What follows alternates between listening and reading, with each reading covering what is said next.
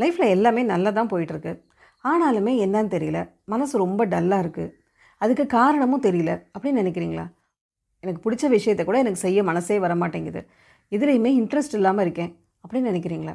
இதுக்கு காரணம் என்ன தெரியுமா? மனசோர்வு அப்படிங்கிற ஒரு விஷயம். அதாவது இமோஷனல் எக்ஸாஷன், மென்டல் டயர்ட்னஸ், எப்படி வேணாலும் இதை சொல்லலாம். இது எதனால் வருது? இது எப்படி ஓவர் கம் பண்ணலாம்? அப்படிங்கிற எல்லாத்தையும் டீட்டெயிலாக இந்த வீடியோவில் பார்த்துடலாம். நான் Jayashree. I am emotional wellness coach and welcome to my channel Mind Miracle. இது வரைக்கும் என்னுடைய சேனலுக்கு சப்ஸ்கிரைப் பண்ணாதவங்க சப்ஸ்கிரைப் பண்ணிக்கலாம். அப்போ தான் வீடியோஸ் எல்லாமே தொடர்ச்சியாக பார்க்க முடியும். சரி, இந்த மனசோர்வுன்னு சொன்னோம் இல்லையா? அப்படின்னா என்ன அப்படின்னா, பிடிச்ச விஷயங்கள் கூட பிடிக்காமல் போகிறது. லைஃப்பில் எல்லாமே நல்லா தான் இருந்தாலும் மனசில் ஏதோ ஒரு எம்டினஸ் இருந்துக்கிட்டே இருக்கிறது. ஒரு வெறுமை அப்படின்னு சொல்லலாம். இல்லைன்னா ரொம்ப டயர்டாக ஃபீல் பண்ணலாம். ஃபிசிக்கலி மென்டலி ரொம்ப டயர்டாக இருக்கலாம். எந்த வேலையும் நான் கஷ்டப்பட்டு நான் செய்யலை, ஆனாலுமே உடம்பு எனக்கு டயர்டாக இருக்குது அப்படிங்கிறதா இருக்கலாம். இல்லைன்னா எனக்கு யார்கிட்டையும் பேசவே பிடிக்கலைங்க, பேசாமல் தனியாக கொஞ்ச நேரம் உட்காந்தா போதும் அப்படிங்கிறதா இருக்கலாம். இல்லைன்னா எல்லாருக்கூடையும் பேசியிருந்தப்போ கூட மைண்டு தனியாக ஒரு ட்ராக்கில் எப்படா இந்த கூட்டத்தை விட்டு வெளியில் போகலாம் அப்படிங்கிற மாதிரி இருக்கலாம். ஸோ ஆக மொத்தத்தில் மனசு தனிமையை தேடலாம்.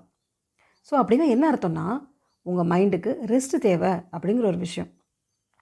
ரைட்டா? இதெல்லாம் தான் இதோட சிம்டம்ஸ். சரி, இது எதனால் வருது அப்படிங்கிறத பார்த்துடலாம். இந்த இமோஷனல் எக்ஸாஷன், அதாவது இந்த மென்டல் டயர்ட்னஸ், மனசோர்வு, இது இருக்கு இல்லையா? இது ஒரு நாளில் வர்றது கிடையாது. இது பல நாட்களாக, பல மாதங்களாக கொஞ்சம் கொஞ்சமாக சில விஷயங்கள் உங்களுடைய மைண்டில் அக்யூமுலேட் ஆகிக்கிட்டே இருந்துட்டு இந்த மாதிரி மனசோர்வை உண்டாக்குது.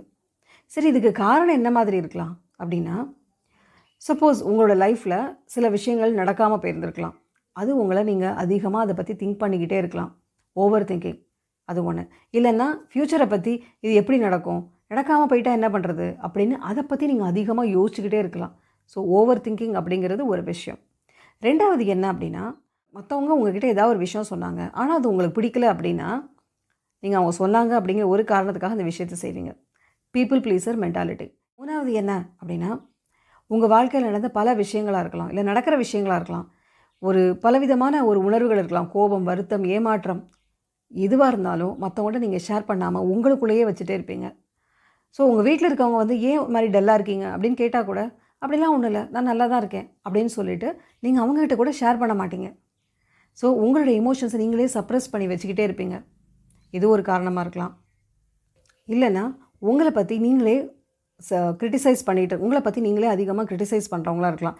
எனக்கு இது தெரியாது, எனக்கு இது முடியாது, எனக்கு இது நடக்காது அப்படிங்கிற மாதிரி நீங்களே உங்களை அதிகமாக செல்ஃப் கிரிட்டிசிசம் அப்படிங்கிறத பண்ணலாம். நெகட்டிவ் செல்ஃப் டாக் அப்படிங்கிறது அதிகமாக இருக்கலாம். இந்த மாதிரி விஷயங்களெல்லாம் கொஞ்சம் கொஞ்சமாக உங்கள் மனசுக்குள்ளார சேர்ந்து அக்யூமுலேட் ஆகி மனசோர்வு அப்படிங்கிற ஒரு விஷயத்தை உண்டாக்குது. ரைட்டா? சரி, இது இப்படியே விட்டால் என்ன ஆகும் அப்படின்னா, கொஞ்ச நாளில் இன்னும் மனம் ரீதியான பிரச்சனைகளே அதை உண்டாக்க ஆரம்பிச்சிடும். சரி, இது எப்படி ஓவர் கம் பண்ணலாம் அப்படிங்கிறதே பார்த்துடலாம். நான் சொன்ன மாதிரி இந்த மனசோர்வுங்கிறது ஒரு நாளில் உண்டாகுனது கிடையாது இல்லையா? பல நாட்களாக சேர்ந்த ஒரு விஷயம். அதே மாதிரி இது ஒரே நாளில் மாற்ற முடியாது அப்படிங்கிறதே நம்ம புரிஞ்சுக்கணும். ஓகேவா? ஏன்னா எந்த ஒரு விஷயத்தையும் நம்ம மனசை ஃபோர்ஸ் பண்ணி செய்ய வைக்க முடியாது. ரைட்டா? ஸோ அதனால் கொஞ்சம் கொஞ்சமாக இது நம்மளால் ஆனால் கண்டிப்பாக மாற்றிக்க முடியும். என்ன செய்யலாம் அப்படின்னா, ஃபஸ்ட்டு உங்களுக்கு என்ன மாதிரியான உணர்வுகள் வருது? கோவம் வருதா, வருத்தம் வருதா, கவலை வருதா, ஏமாற்றமாக இருக்கா? எந்த மாதிரி உணர்வு இருந்தாலும் உங்கள் மனசுக்குள்ளார சொல்லிக்கோங்க. ஆமாம், நான் இந்த மாதிரி ஃபீல் பண்ணுறேன் அப்படிங்கிறத உங்கள் மனசுக்குள்ளார சொல்லிக்கோங்க. இதுதான் அக்னாலஜிங் யுவர் எமோஷன்ஸ். மன உணர்வுகளை ஏற்றுக்கொள்ளுதல். இது முதல் படி. இப்படி நீங்கள் செஞ்சாலே உங்கள் மைண்டு ரிலாக்ஸ் ஆக ஆரம்பிக்கும். ஏன்னா ஒவ்வொரு தடவையும் நீங்கள் வருத்தப்படுறப்பையோ கோவப்படுறப்பையோ மனசுக்குள்ள என்ன சொல்லுவீங்க? இந்த மாதிரி இருக்கக்கூடாது, இந்த மாதிரி கோவப்படக்கூடாது, இந்த மாதிரி வருத்தப்படக்கூடாது அப்படின்னு உங்கள் மன உணர்வுகளை நீங்கள் அக்செப்ட் பண்ணாமல் அதை ரெசிஸ்ட் பண்ணிக்கிட்டே இருப்பீங்க. அதுக்கு எதிர்த்துக்கிட்டே இருப்பீங்க. ஸோ அப்படி இருக்கிறப்ப என்னாகும், எதை நம்ம எதிர்க்கிறோமோ அது இன்னும் கொஞ்சம் ஸ்ட்ராங்காக பதிய ஆரம்பிக்கும். ஸோ அதனால் ஆமாம், நான் இந்த மாதிரி ஃபீல் பண்ணுறேன் அப்படிங்கிறத ஃபஸ்ட்டு அக்னாலேஜ் பண்ணிக்கலாம். இது நம்பர் 1. ரெண்டாவது என்ன அப்படின்னு சொன்னால், உங்களுக்கு தெரிஞ்ச மெடிடேஷன் ஏதாவது ஒன்று செய்ய ஆரம்பிங்க. இல்லை எனக்கு மெடிடேஷன்லாம் எதுவும் தெரியாது அப்படின்னு நீங்கள் சொன்னீங்கன்னா, நான் சொல்கிறேன் ஹோபோனோபோனோ மெடிடேஷனை ஃபாலோ பண்ணி பாருங்கள். அதில் இருக்கிற 4 phrases: I am sorry, please forgive me, thank you, I love you, நான் வருந்துகிறேன், என்னை மன்னியுங்கள், உங்களுக்கு நன்றி, நான் உங்களை விரும்புகிறேன் அப்படின்னு இந்த 4 ஃப்ரேசஸ் அதை உங்களை நினச்சி நீங்கள் மனசுக்குள்ளார சொல்லிக்கோங்க. இது எத்தனை தடவை வேணாலும் சொல்லலாம், எப்பெல்லாம் தோணுதோ அப்போ சொல்லுங்கள். ஓகேவா?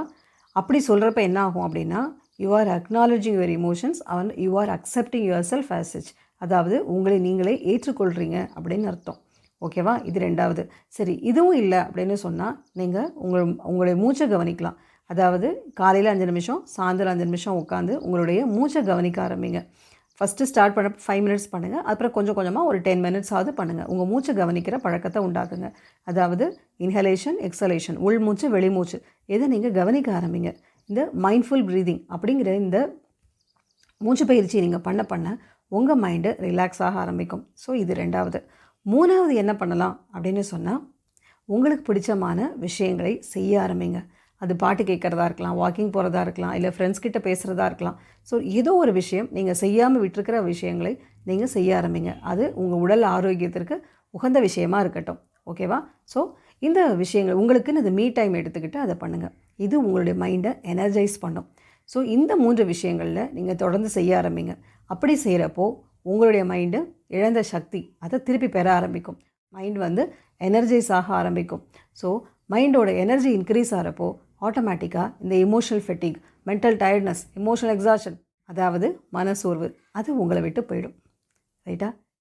இந்த வீடியோ உங்களுக்கு பிடிச்சிருந்தது அப்படின்னு சொன்னால் லைக் பண்ணுங்கள். யாருக்காவது யூஸ்ஃபுல்லாக இருக்கும் அப்படின்னு நினச்சிங்கன்னா அவங்களுக்கு இதை ஷேர் பண்ணுங்கள். இந்த வீடியோவை பார்த்த அனைவருக்கும் என்னுடைய நன்றி. ஆரோக்கியமான மனமே அற்புதமான வாழ்க்கையின் அடித்தளம்.